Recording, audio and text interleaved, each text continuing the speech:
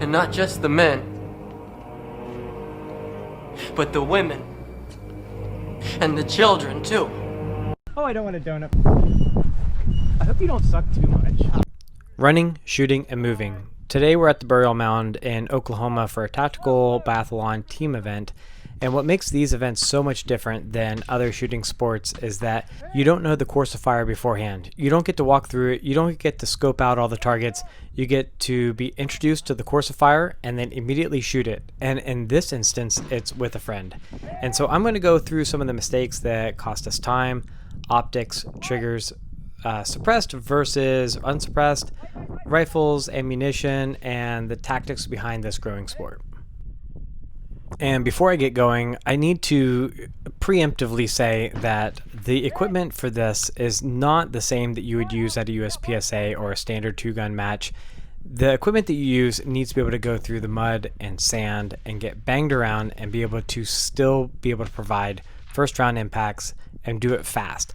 So when I talk about certain things, it's not going to necessarily be for the fastest split times. It is with the perspective of these things are going to get abused, and how do you still shoot fast with equipment that is still durable.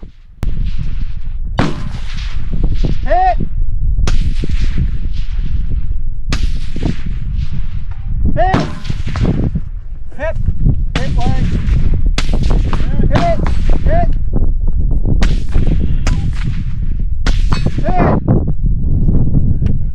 All clear. Yeah, wait. We need a good recap for the video. Why did you suck so much? Because I suck. Oh God.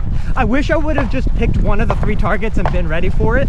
Yeah. And that way you got like 1 out of 3 chance of already being on it. One of the first things you have to do is select a pistol. And over again, I still recommend a striker-fired pistol. Likely an M&P or a Glock. I'm a Glock fan, and I shoot a Glock 34. My partner shoots a Staccato, and man, is it a nice shooting pistol. I will say, though, that if you end up with junk ammo or just a bad round, a Staccato is sensitive. You're going to get better shots if you're going to have really good ammo, and if you're willing to spend a lot of money on ammo, go for it. Like, you're going to get the best shooting experience. However, you get your pistol in sand, you get some bad rounds, the Glock is still going to shoot it, and it's going to shoot it well. And you're not going to have to worry about is the consistency there or not. And as you can see, I can still shoot pretty fast with the Glock, and I ported my Glock. It's a Glock 34, but it still is mostly stock beyond that. Now, let me just say, I've been really struggling as a pistol shooter most of my shooting career, and it is so much nicer to shoot with a nice pistol.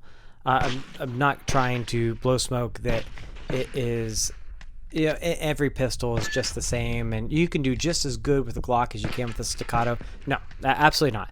You can shoot really, really nice when you have a really good pistol. That being said, I think the effort that you need to put into being able to shoot better and have a more durable pistol is absolutely worth it. And if you talk to some of the best shooters, they can shoot some of these M&Ps and Glocks about as good as you can shoot a Staccato. All right, reset that plate, put those cans. Oh, I think I was limp wristing it. That does make sense. Yeah.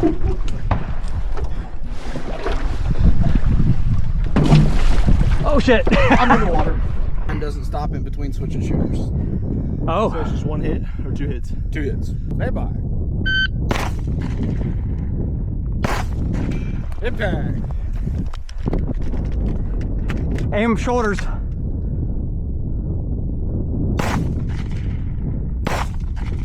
Nope.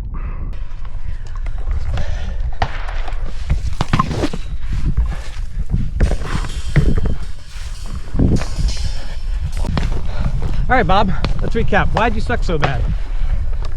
I don't know. $4,000 gun, waste. Oh, dude, it shoots so awesome though. It does. But I'm an advocate for old reliable.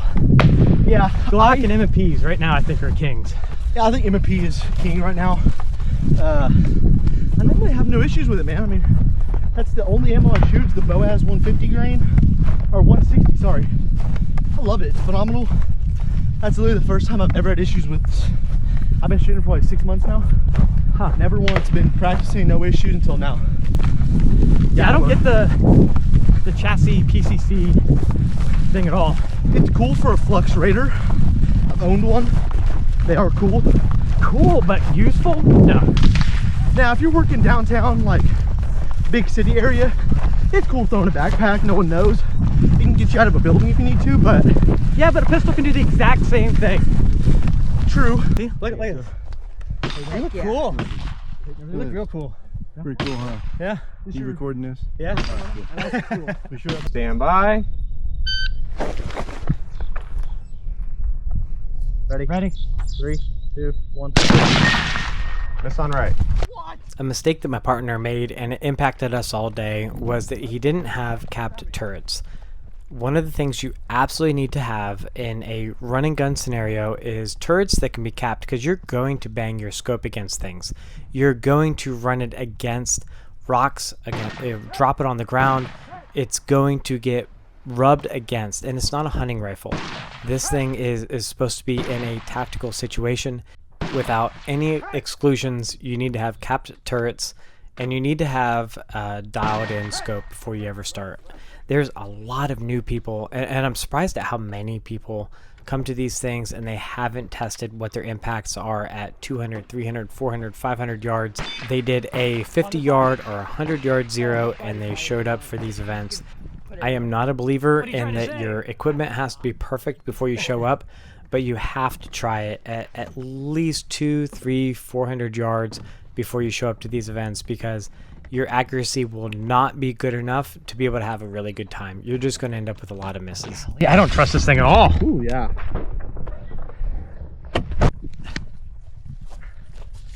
So, I do have a son, but he's only 3. So, I can't wait until he's old enough to do these, like, for your sake, because running guns are fun, whether you're doing team or not, but it is 10 times the fun doing it with your dad.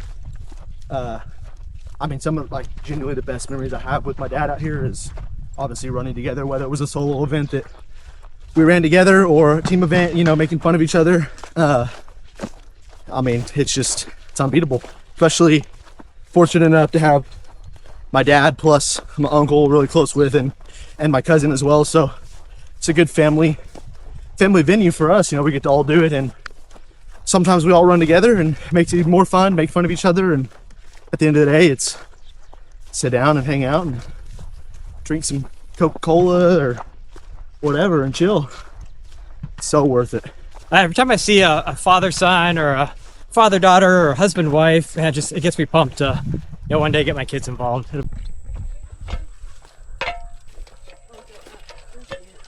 Shooter ready. Yep. Stand by. This stage had 2 lessons learned. The first is that you use the same ammo that you sighted in with. If you show up with 124 grain ammo and you sighted in with 115, you're going to miss. You are absolutely going to miss your targets at 20, 25 yards. And if you use a different brand ammo, you may be missing as well. So use whatever ammo you sighted in with and use it for the whole time. Don't use 55 grain for close-up targets and 77 grain for the far targets. Don't use 160 grain for when you're doing a flip versus when you're trying to hit static targets out at 50 yards. Pick whatever grain you're going to use, pick the brand that you're going to use, and just continue with whatever you shot in with. You are going to hit so many more targets. It's a pretty common thing, is that people will use different types of ammo, different grains of ammo. And that's why I'm hammering it, is because it's just so common. Pick whatever ammo that you're going to use and continue to use it throughout the whole course of fire. The next question is, what do you zero your pistol into, like as far as range? I like a 25-yard zero. I find that works really good out to about 100 yards. If you hold at the shoulders or about the head, you can shoot pretty level for a full-size target all the way out to about 100 yards. And if you had a smaller target out to 25 yards, normally these type of competitions, you're going to be absolutely dead on, and you're not going to have to adjust for height over bore or for the range of the target. So 25 yards is my general recommendation across the board. Always use the same ammo. 100%. I decided to be a broke boy and use a bunch of expired ammo that was just found. So, especially for rifle. Especially for rifle. All right, shooter ready. Ready? Stand by. All right, so how do you set up your rifle? I think one of the big things that is common debate is, do you use a flash hider, a muzzle brake, or a suppressor? And I really think the debate comes between a muzzle brake and a suppressor, and then you're going to get a great division at that point, because ultimately a muzzle brake is just going to shoot flatter. I absolutely love my Stoner CMC Hollywood brakes. I have the Gen 1, the Gen 2, the Gen 3. I think they're all great. I think the Gen 1 is probably not worth it anymore. Get the Gen 2. That may be the best overall. If you want it just a little bit shorter, go ahead and get the Gen 3. But the Gen 2, I think, is the absolute sweet spot, even if it is a little bit longer. But we need to talk about suppressors. And I think this is going to end up aging pretty quick, because suppressors and the Texas case, I realize everything that's happening with that drama, and I'm recording this right in the middle of it. But I think suppressors are going to end up taking over. I don't think there's any stopping that at this point. And I'm going to stay out of all the legal stuff and all the philosophical stuff. I'm going to just break it down in that it is a lot nicer to shoot suppressed. You don't get the mini concussions. You don't get the annoying partner shooting that happens with the muzzle brake. My muzzle brake is loud, especially if you're standing off to the side, and it hits you hard. While shooting it, it's okay, but anyone else around you is going to suffer. And the suppressors, I think, are just going to end up winning over. As much as I've advocated for the muzzle brake, the suppressors are going to win. And I think they're great for either these team things, or if you're talking about an RO, or just simply shooting it, you're going to end up seeing the suppressors being the winning thing. And I really think we all need to be finding the next greatest suppressor that has the best recoil impulse. So here's where I may differ from a lot of people, in that I'm not going to pursue the quietest suppressor. I'm going to pursue the one that has the best recoil impulse, and the one that's the lightest and the shortest, because a 5.56 is going to be loud. There's no way to avoid that snappiness. And if we can just simply knock that down some, it will be a much more pleasant experience for absolutely everyone involved. And you need to be pursuing that recoil impulse to be able to hit your second target, to be able to push to your next target. It is a shooting competition, so the ability to get that follow-up shot is probably the most important thing. All the other suppressors, you're going to be around 135 decibels anyway, maybe 140, and you're not going to be able to tell that much of a difference. So that pursuit of the every decibel, I don't think is going to be the number one thing. Your brake, muzzle brake, you can, I don't know, you can trash that thing. That thing sucks. All right, the muzzle brake's not good for teamwork. No. It's really great to shoot, and not fun for your friends. Before we debate the top 3 things that you need for a rifle or a pistol, I really just need to say praise to these types of sports. You can see I started off with putting on a tourniquet, and that's just something you don't see in USPSA or your standard 2-gun match. You have to be able to apply all the skills within a running gun. You have to be able to run, have cardio, have strength, be able to push to the next target, be able to run, be able to find a new position, even in an uncomfortable position. It is a great challenge in all directions. I don't want anyone to ever feel like they are inadequate to be able to show up to one of these things. That is not the scenario at all. I actually encourage anyone, especially newer shooters, to be able to come to these things and have the confidence that I'm just going to learn a lot. I think even the most experienced people learn a lot from these, because a lot is thrown at you. You are put into a new situation every stage. None of these stages have been seen before by anyone.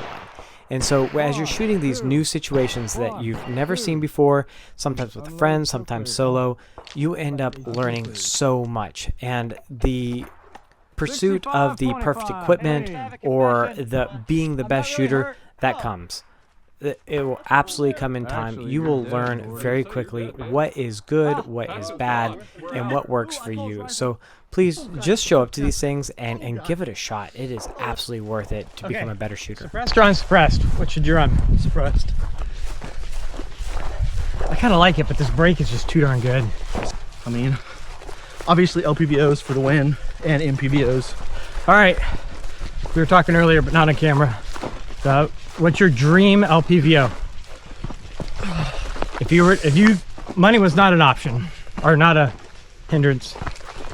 I'd say probably one of the Night Forces, just because obviously they're bougie and their glass is really nice, but I have been really pleased with my Vortex Razor, my 14.5. It's just a Vortex Razor 1-6 Gen 2. Absolutely love it. So I'd probably go with another Vortex Razor. What about you? Would you keep 1-6? I think so, because I think once you go a little bit further, you lose clarity.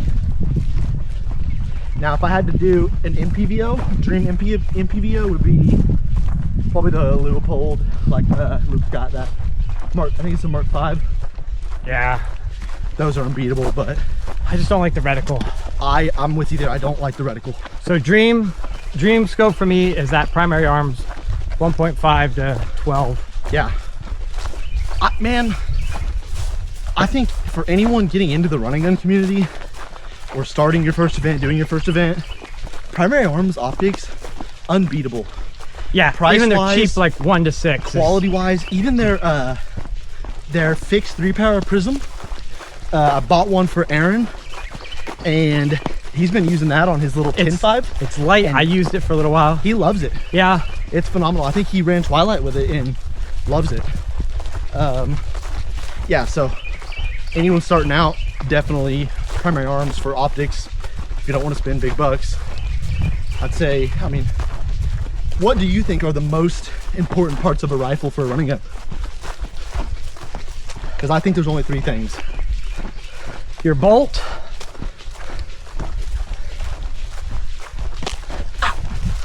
and that means like the ejector being probably the most important thing. Okay. Man, your trigger. Okay. I've had trigger failures, and just splurging on a good bolt, good trigger. And I'd say your muzzle device. Really? Yeah. Okay, we're a little bit different there. All right. What's your? I'm gonna say buffer. Your buffer is 100% the most important thing, I think, because with a bolt that you're not very happy with or may not be the best, I think a good buffer can counter that. I run a JP Enterprise buffer. Absolutely love it. It's phenomenal. I do too. I run it. I like it. Every one of my rifles. My duty rifle, I put one in. They're phenomenal. That silent capture. Yes, I agree with trigger, and then I would say optic. Oh, since we were just talking optic, I took that part out. Oh God. Oh, Charlie horse. Hold on. Then your favorite trigger, since we both agreed that was important, and we both agreed on the JP Enterprises. 100% Geisley. Geisley? Yep. Yeah, I agree. Which one? Dude, any of them. I think I run the SSA. I run the SSAEX. Maybe they'd pay me one of these days for saying that. Almost all of my videos have the links to these events and how you can sign up for them. I can't wait to see you there. If you end up at the same one as one of me, please put it in the comments. I'll come and shake your hand. We'll do something really special.